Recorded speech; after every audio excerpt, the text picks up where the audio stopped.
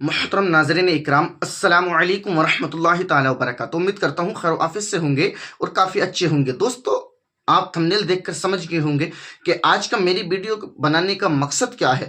دوستو، آج میں ایک ویڈیو آپ کے سامنے لے کر آیا ہوں۔ جو لوگ کہتے ہیں کہ شب برات منانا کہاں سے ثابت ہے، کیوں مناتے ہیں، کیوں جاگتے ہیں اس رات کو، تو دوستو میں اس کا خلاصہ کرنے کے لیے ایک بیان لے کر حاضر ہوا ہوں مفتی سلمان اظہری صاحب کا۔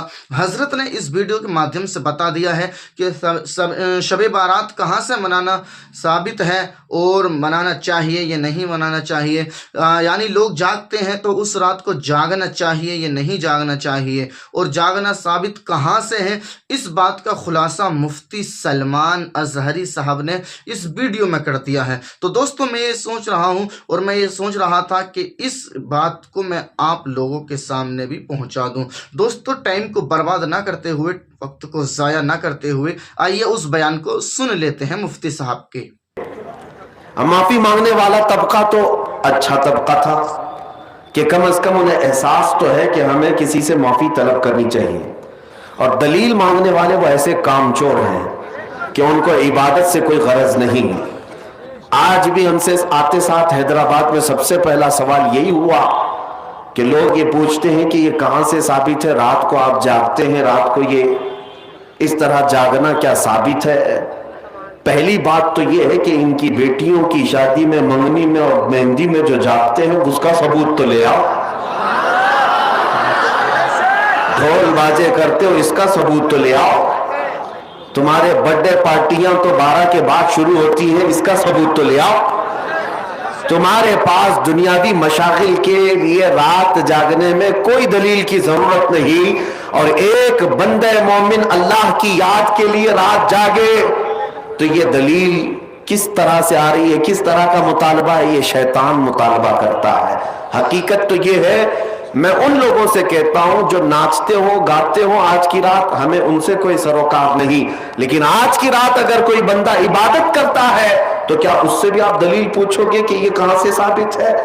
عزیزان گرامی، پہلا جواب تو ہمارا یہی تھا۔ دوسرا جواب یہ ہے، آپ یہ پوچھتے ہیں کیا اس رات کو رسول اللہ نے جاگا تھا؟ نادان، تجھے پتہ نہیں، میرے رسول تو 365 راتیں جاگتے تھے، وہ تو سال بھر اپنی امت کی مغفرت کی دعا کرتے تھے۔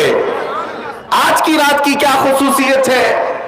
اور الحمدللہ ہم اسی مسلک سے تعلق رکھتے ہیں جس کے امام نے یہ کہا تھا، اللہ کیا جہنم اب بھی نہ سرد ہوگا، رو رو کے مصطفیٰ نے دریا بہا دیے ہیں۔ نبی پاک صلی اللہ تعالیٰ علیہ وسلم نے جاگا کیوں نہیں؟ جاگا ہے۔ ماں عائشہ صدیقہ رضی اللہ تعالیٰ عنہ کی روایات میں آپ کو بتاتا ہوں، جامع ترمذی کی حدیث ہے اور مشکات المصابیح کی حدیث ہے، جس میں صحیح احادیث ہے، وہ میں پہلے آپ کے سامنے عرض کر رہا ہوں۔ سیدہ عائشہ صدیقہ رضی اللہ تعالیٰ عنہ فرماتی ہیں، ایک رات میں اپنے حجرے میں سوئی تھی، میرے آقا صلی اللہ تعالیٰ علیہ وسلم میرے حجرے میں تھے، اس دن باری میرے ساتھ حضور کے گزارنے کی تھی، لیکن آدھی رات ہوئی تو میں نے دیکھا کہ حضور حجرے میں نہیں ہے۔ میں گھبرا کر اٹھ بیٹھی، سوچا کہ کسی اور زوجہ کے گھر حضور تشریف لے گئے ہوں گے۔ میں جا کر دیکھی، مسجد میں نظر نہیں آ رہے، تو حضرت عائشہ کہتی ہیں کہ رات کی کئی پہر گزر چکے تھے، میں چلتی ہوئی باہر نکلی۔ یہ صحابہ یا حضور کے اہل بیت کا ایک طریقہ تھا حضور کو ڈھونڈنے کا، کسی سے پوچھتے نہیں تھے بلکہ حضور کی خوشبو سونگتے ہوئے نکلتے تھے۔ کیا مہکتے ہیں مہکنے والے، بو پہ چلتے ہیں بھٹکنے والے، ان کی مہک نے دل کے غنچے کھلا دیے ہیں، جس راہ چل دیے ہیں کوچے بسا دیے ہیں۔ ماں عائشہ صدیقہ اسی خوشبو کی بدولت ڈھونڈتی ہوئی آئیں تو دیکھا نبی پاک صلی اللہ تعالیٰ علیہ وسلم آج کی رات جنت البقیع قبرستان میں تھے، مومنین کی مغفرت کی دعائیں کر رہے تھے، وہاں پر تسبیح و اذکار پڑھ رہے تھے۔ پھر تھوڑی دیر کے بعد حضرت عائشہ اپنے گھر واپس آئیں حجرے میں، تو ان کے جسم کے اندر گرمی تھی، حرکت تھی۔ حضور پاک صلی اللہ تعالیٰ علیہ وسلم واپس جب تشریف لائے، پوچھا، اے عائشہ کیا بات ہے، تم گھبرائی ہوئی ہو، بے چین ہو؟ کیا تمہیں ایسا لگتا ہے کہ اللہ اس کے رسول تمہارے ساتھ کچھ غلط کریں گے، زیادتی کریں گے؟ حضرت عائشہ کہتی ہیں ہرگز نہیں یا رسول اللہ، میں نے یہ سوچا تھا کہ آپ شاید کسی اور زوجہ کے گھر گئے ہوں گے۔ نبی پاک صلی اللہ تعالیٰ علیہ وسلم حضرت عائشہ سے فرماتے ہیں اتدرین هذه اللیلہ، عائشہ آج کی رات کے بارے میں تو جانتی ہے یہ کون سی رات ہے؟ ماں عائشہ صدیقہ نے پوچھا یہ کون سی رات ہے؟ نبی پاک صلی اللہ تعالیٰ علیہ وسلم ارشاد فرماتے ہیں آج کی رات رب ذوالجلال آسمان اول پر نزول فرماتا ہے۔ اور ایک روایت میں یہ کہ اللہ تبارک و تعالیٰ آج لوح محفوظ پر سارے انسانوں کے رزق لکھنے کا حکم فرماتا ہے، اور جو مدبرات امر فرشتے ہیں ان کو یہ تمام معاملات سپرد کر دیے جاتے ہیں کہ آج کی رات سے لے کر اگلے سال تک کس کو کتنا رزق ملنے والا ہے، کس کو کتنے بچے ہونے والے ہیں، یا کس کی شادی ہونے والی ہے یا کس کی موت ہونے والی ہے، یہ سب آج کی رات مدبرات امر جو فرشتے ملائکہ ہیں ان کے پاس بھیج دیا جاتا ہے۔ اسی رات رزق کی تقسیم ہوتی ہے، تمام معاملات کی تقسیم ہوتی ہے۔ یہ حدیث پاک میں موجود ہے۔ نبی پاک صلی اللہ تعالیٰ علیہ وسلم کے اب روزے کے متعلق پوچھے، ماں عائشہ صدیقہ خود فرماتی ہے کہ میں نے رمضان کے بعد سب سے زیادہ روزہ رکھتے ہوئے حضور کو اگر دیکھا ہے تو شعبان کا مہینہ، کثرت سے میرے آقا صلی اللہ تعالیٰ علیہ وسلم اس میں روزہ رکھتے تھے۔ اور پھر ارشاد فرماتے اس ماہ مبارک میں اللہ کی بارگاہ میں اعمال پیش کیے جاتے ہیں، اور میں یہ چاہتا ہوں کہ میرے اعمال اللہ کی بارگاہ میں اس حالت میں پیش ہو جب میں روزے کی حالت میں ہوں۔ میرے عزیزو، آج جو دن گزر گیا، مغرب کے بعد اب ہماری 15ویں شعبان شروع ہو گئی، 14ویں شعبان تک جتنے بھی ہمارے اعمال تھے وہ سب اللہ کی بارگاہ میں پیش ہو چکے۔ آج جو روزے سے تھے ان کے متعلق بھی یہی ہے کہ حضور کی سنت کہ حضور یہ چاہتے تھے کہ میرے اعمال اللہ کی بارگاہ میں جب پیش ہوں میں اس حالت میں ہوں کہ میں روزے سے ہوں، یہ سنت ہے۔ اور دلائل کی بات کرتے ہیں آپ، تفسیر ثعلبی میں حضرت عبداللہ ابن عباس رضی اللہ تعالیٰ عنہ سے منقول ہے نبی پاک صلی اللہ تعالیٰ علیہ وسلم کی کہ یہ وہ صحابی ہیں جن کو سید المفسرین کہا جاتا ہے۔ آپ فرماتے ہیں پورے سال میں 5 راتیں ایسی ہیں جس میں دعائیں قبول ہوتی۔ صحابی رسول کی بات کر رہا ہوں، بعض لوگوں کو ایسا لگتا ہوگا کہ یہ بریلویوں کی بنائی ہوئی رات ہے۔ عبداللہ ابن عباس رضی اللہ تعالیٰ عنہ فرماتے جمعہ کی رات، رجب کی پہلی رات اور شعبان کی 15ویں رات، اور دونوں عید بقرعید اور رمضان کی عید کی رات، یہ 5 راتیں عبداللہ ابن عباس رضی اللہ تعالیٰ عنہ فرماتے ہیں اس میں اللہ تعالیٰ دعائیں قبول فرماتا ہے۔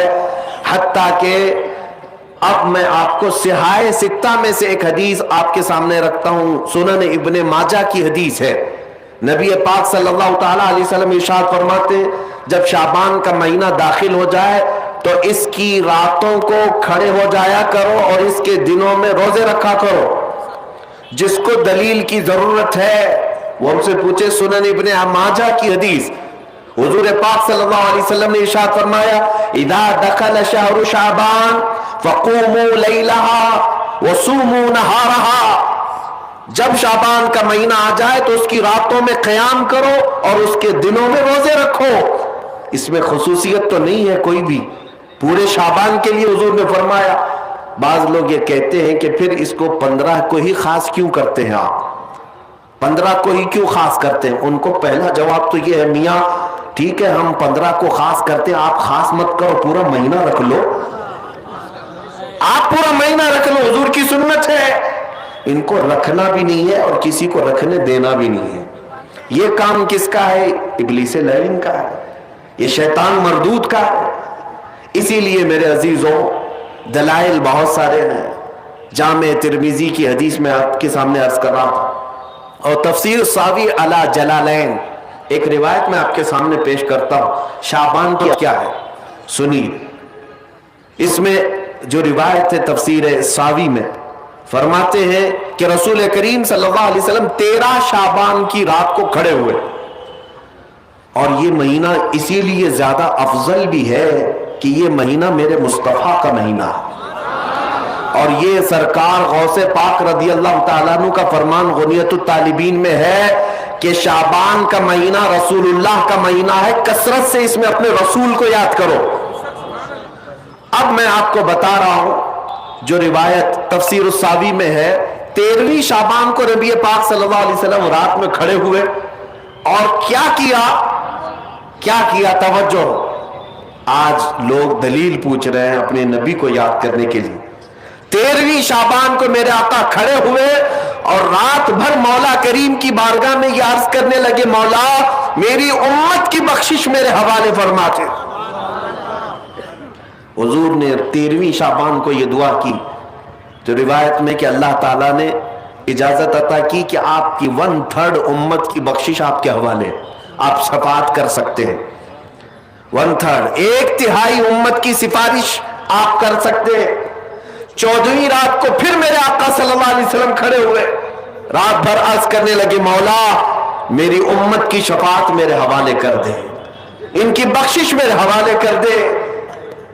اللہ رب العزت نے 14ویں شعبان میں نبی پاک صلی اللہ تعالی علیہ وسلم کو حکم فرمایا، 2/3 امت کی بخشش کی سفارش آپ کے حوالے ہے، 2/3 امت کی سفارش آپ کر سکتے ہیں۔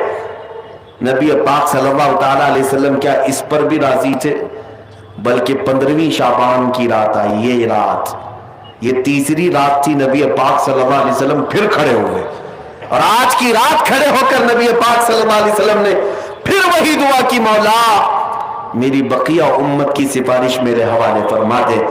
آج کی رات رب ذوالجلال نے اپنی رحمت کے پورے دروازے کھول دیے اور ارشاد فرمایا، اے محبوب آپ کی پوری امت کی سفارش آپ کے حوالے ہے، سوائے اس مشرک کے، سوائے اس کافر کے جو آپ سے منہ پھیر کر بھاگتا ہے، اس کی سفارش آپ کے حوالے نہیں، اس کا حساب تو اللہ قیامت کے دن خدا تک لے گا۔ آج کی رات میرے عزیزوں، میرے نبی پاک صلی اللہ تعالی علیہ وسلم کو مکمل شفاعت کرنے کا اختیار دیا گیا ہے، پوری امت کی شفاعت، پوری امت کی شفاعت۔ شفاعت کا مطلب کیا ہے؟ اللہ کی بارگاہ میں سفارش کریں گے، سفارش کریں گے۔ بخشنا تو مولا کا ہی کام ہے، مغفرت تو رب تعالیٰ کی شان ہے۔ اب سنیے، حضرت عبداللہ ابن عباس رضی اللہ تعالیٰ عنہ سے منقول جو حدیث میں نے آپ کو بتائی، 5 راتیں جو دعاؤں کی قبولیت کی ہیں، اسی طرح آپ سے ایک اور روایت ہے، آپ نے فرمایا کہ آج کی رات اللہ تبارک و تعالی اتنے لوگوں کو معاف فرماتا ہے، یہ ترمذی کی حدیث ہے، اتنے لوگوں کو معاف فرماتا ہے کہ بنو کلب ایک قبیلہ تھا جس کی بکریوں کے بال ہیں، اتنے لوگوں کو اللہ جہنم سے آزاد فرماتا ہے۔ یہ ساری حدیثیں پڑھنا چاہیں تو کتابوں میں موجود ہیں، میں آپ کو صرف چکھا رہا ہوں اس لیے کہ آپ بھی یاد نہیں رکھیں گے۔ الحمدللہ یہاں پر سنیوں کا مجمع ہے اور اکثر ہمارا معمول یہی ہے۔ دوستوں آپ نے سن لیا مفتی سلمان اظہری صاحب کا پورا بیان، جو حضرت نے شب برات پر جاگنا کیسا ہے، جاگنا چاہیے یہ نہیں جاگنا چاہیے، اس کا پورا خلاصہ کر دیا ہے، پوری حقیقت بتا دی ہے۔ تو دوستو ایسے بیان سننے کے لیے ہمارے اس چینل کو ضرور سبسکرائب کریں۔ ملتے ہیں نیکسٹ ویڈیو میں۔ السلام علیکم ورحمۃ اللہ۔